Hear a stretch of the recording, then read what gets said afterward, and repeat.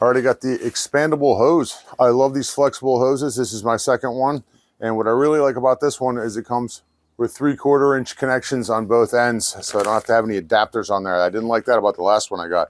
It came with this nozzle right here, which is actually pretty awesome. It's got all kinds of different settings on it, like shower, cone, flat, jet, soaker, angle, mister, half invert, half vertical, center, and full blast. And it also came with 3 of these washers. Now, one of the washers was already inside of the handle on here, and it's all I needed to use it, but I did need to put one on the hose bib end, which worked out great that I got 3 of them. Now I have 2 extra ones.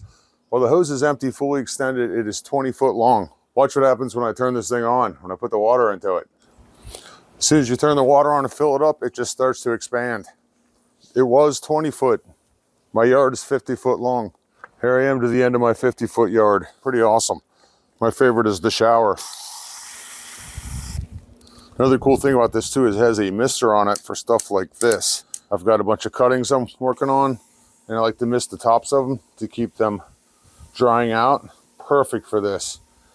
Another cool feature is it has an on-off right here at the end of this hose. Now, if you want to drain this thing when you're done and hang it back up, turn the water off at your bib like I just did, and you just drain the hose out.